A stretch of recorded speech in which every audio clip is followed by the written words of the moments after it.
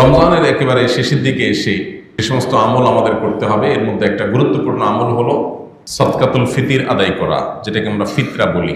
এই ফিতরার যে আয়োজন, এটা কেন? নবী করিম সাল্লাল্লাহু আলাইহি সাল্লাম বলেছেন, যাকাতুল ফিতরি তুহরাতান লিস-সাইমি আনিল লাগবি ওয়ার রাফাস ওয়া তুহমাতাল লিল মাসাকিন। ফিতরা ব্যবস্থাপনা পৃথিবীতে এক অভূতপূর্ব ব্যবস্থাপনা। পৃথিবীর ইতিহাসে এরকম ব্যবস্থাপনা আজও পর্যন্ত কেউ দিতে পারে নাই, কেমন করতে পারবেও না। নবী করিম সাল্লাল্লাহু আলাইহি সাল্লাম বলেছেন, ফিতরার দুটি লক্ষ্য। এর একটা হলো পুরো রমজান জুড়ে আমাদের যে সমস্ত ভুল ত্রুটি হয়, সিয়াম সাধনা করে ভুল, বিচ্যুতি, অনর্থক কাজ, অহেতুক কাজ, মিথ্যা কথা, এই কাজগুলো করা নিষিদ্ধ, বাট সেগুলো আমরা অনেকে আমাদের অজান্তে হয়তো করে ফেলেছি। তো ফিতরা দেওয়ার মাধ্যমে আমাদের সিয়ামকে, আমাদের রোজাকে মূলত রিফাইন করা হয়, এটাকে ফ্রেশ করা হয়, পরিচ্ছন্ন করা হয়। রোজার ফিল্টারিং সিস্টেম বলতে পারেন ফিতরাকে, যে ফিতরা দেওয়ার মাধ্যমে রোজা রেখে যে সমস্ত ভুল বুচ্ছিত হয়েছে সেগুলো আমরা কারেকশন করি, সেগুলোকে আল্লাহ তাআলা পরিচ্ছন্ন করে রোজাটাকে অ্যাকসেপ্টেবল করে নেন। এটা হলো ফিতরার একটা উদ্দেশ্য। ফিতরার আরেকটা উদ্দেশ্য নবী সাল্লাল্লাহু আলাইহি সাল্লাম বলেছেন যে এটা হলো তুহমাতাল লিল মাসাকিন, গরিব অভাবী মানুষদের জন্য খাদ্য বিতরণ কর্মসূচি।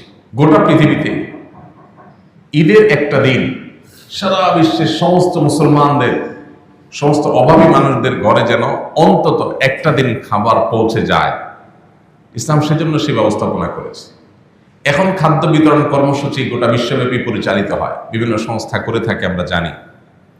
১৫০০ বছর আগে এই গণহারে সকল অভাবীদের ঘরে ঘরে খাদ্য বিতরণ কর্মসূচি, এটা সর্বপ্রথম চালু করেছে ইসলাম।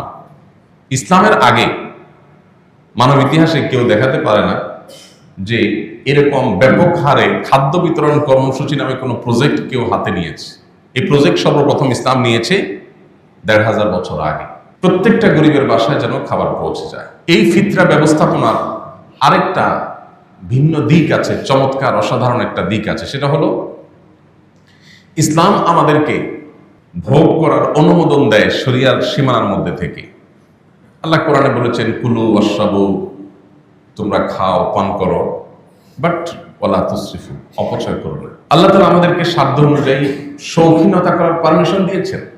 আল্লাহ আপনাকে অ্যাবিলিটি দিয়েছেন, আপনি একটা দামি মোবাইল কিনেছেন, কিনতে পারেন, শরীয়ত আপনার জন্য অনুমোদন করেছে, নিষেধ করেনি। আল্লাহ আপনাকে তৌফিক দিয়েছেন, বেশি দাম দিয়ে একটা পোশাক কিনেছেন, কিনতে পারেন, আল্লাহ নিষেধ করেননি। নিষেধটা কি? শরিয়ার সীমানার মধ্যে হতে হবে। শরিয়ার সীমানাটা কি? খুবই সিগনিফিকেন্ট, খুবই সুনির্দিষ্ট কয়েকটা বিষয়। এর ভিতরে মোস্ট কমন যেটা আমরা ভায়োলেশন করি সেটা হলো আমাদের বেশিরভাগ শৌখিনতা, এটা মূলত লৌকিকতা। আমরা যেগুলোকে শৌখিনতা হিসেবে নেই, সেগুলো অ্যাকচুয়ালি শৌখিনতা যতটা, তার চেয়ে বেশি হলো লৌকিকতা। আমি একটা লেটেস্ট মডেলের দামি ব্র্যান্ডের কোনো মোবাইল ফোন কিনেছি। এটা কিনে আমি গ্রামের বাড়িতে যাচ্ছি, ঈদের ইয়েতে যাচ্ছি, প্রবাস থেকে আসছি, এটা ঘন ঘন পকেট থেকে বাইর করি, দেখি। এটা কেনার সময় আমার নিয়ত যে সবাইকে আমি সারপ্রাইজ করে দিব। ও, আইফোন 18 শুনেই তো নেই এখনো, তুমি হাতে নিয়ে আসছো, বাহ। হ্যাঁ, আমি প্রথম পিস কিনেছি বা শুরুর দিকে কিনেছি। এই যে ভাবসাব জাহির, এটা জায়েজ নাই শরীয়তে। এটা অহংকার থেকে আসে, এটা ছোট লোকই। ইন্টেনশন যদি হয় যে এমন জামা পরে যাব সবাই দেখে বলবে, আরে নতুন দেখা যাচ্ছে, কোন ব্র্যান্ডের ভাই, কত নিছে? বেশি না ভাই, তাড়াহুড়া করে এবার সময় নিয়ে শপিং করতে পারি নাই, তাড়াহুড়া করে কিনে ফেলছি, এটা 40,000। আরে বলেন কি 40,000? হ্যাঁ, আশ্চর্য হচ্ছেন, এর আগে ঈদে তো আমি 60,000টা কিনেছিলাম। মানে আপনি বোঝার চেষ্টা করেন আমি কত বড় বেকুব, আমি কত বড় ছোট লোক। এই যে মেন্টালিটি, এটা এখন আমাদের সমাজে ঝেঁকে বসেছে। আপনারা নিশ্চয়ই খেয়াল করবেন, সোশ্যাল মিডিয়ার কল্যাণে, মূলধারার মিডিয়াগুলোর কল্যাণে একটা ট্রেন্ড চালু হয়েছে আমাদের দেশে। ঈদের কেনাকাটা হচ্ছে মার্কেটগুলোতে, সাংবাদিকরা গিয়ে মাইক ধরছে, আপনার ঈদের বাজেট কত? কেউ বলছে 10,000, কেউ বলছে 20,000, কেউ বলছে 5,000, কেউ বলছে 3,000। তো এইটাকে আপনি কি করতে চান? এটা শুধুই আমার, এটা শুধুই আমার, আমি আমার মন মতো কেনাকাটা করব। আমার চোখে পড়ে না এমন কোনো ভিডিও যে ভিডিওতে কেউ এটা বলছে, আছে নিশ্চয়ই, রেয়ার। নর্মালি এরকম দেখা যায় না যে কেউ বলছে যে আমার ঈদের এই বাজেট থেকে আমি আমার নিজের জন্য এত কিনবো, আমার গরিব প্রতিবেশীর জন্য এটা কিনবো, আমার একজন বন্ধু আছে একটু গরিব, ওর জন্য এটা কিনবো, আমাদের কাজের বুয়ার জন্য এটা কিনবো, আমি অমুকের জন্য এটা কিনবো। এগুলা বলতে খুব বেশি শোনা যায় না, আছে নিশ্চয়ই, খুব রেয়ার কেস। বেশিরভাগ লোক, বিশেষ করে উঠতি বয়সের তরুণদের মধ্যে এই জিনিসটা দেখা যায়, খুব গর্ব করে বলে যে এটা অনলি ফর মি, এই পুরো বাজেটটা আমার। আমরা কি একটু ভাবছি আমরা কোথায় যাচ্ছি, আমাদের সমাজ কোথায় যাচ্ছে? আমি আমার শৈশবের ঈদের দৃশ্য এখন আমার চোখের সামনে ভাসে।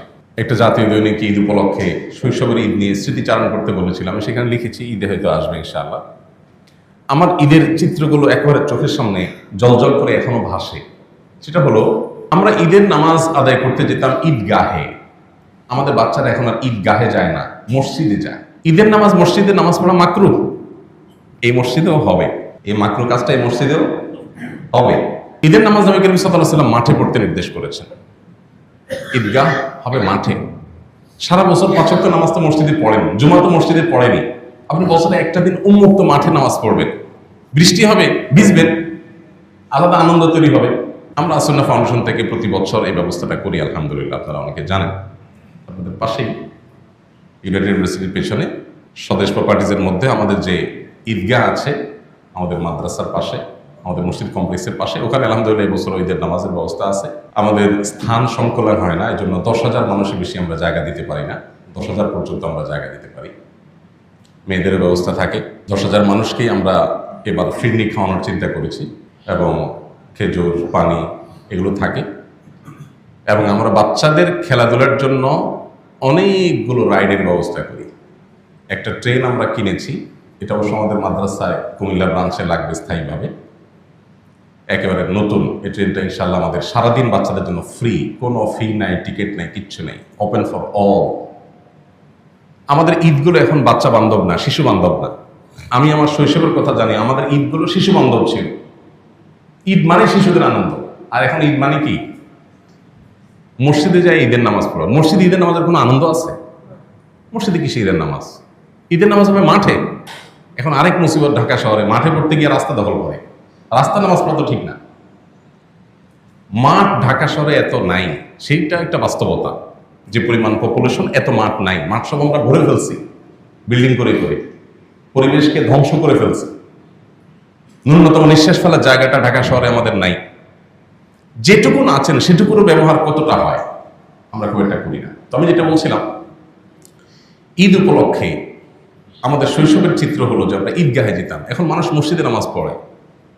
শহরে এটা ঠিক যে এত মাঠ নাই, সব মানুষ মাঠে যায় নামাজ পড়ার মতো ব্যবস্থাপনা নাই, কিন্তু যেগুলো আছে সেগুলো সবগুলো ব্যবহার আমরা করি না। আর গ্রামে তো প্রচুর মাঠ বা খালি জায়গা থাকে, আমরা চাইলে সেখানে নামাজ পড়তে পারি, কিন্তু না, সবাই যার যার মসজিদের নামাজ পড়বে। কেন? কারণ মসজিদ কমিটির লোকজন তারা চিন্তা করে যে আমাদের এখানে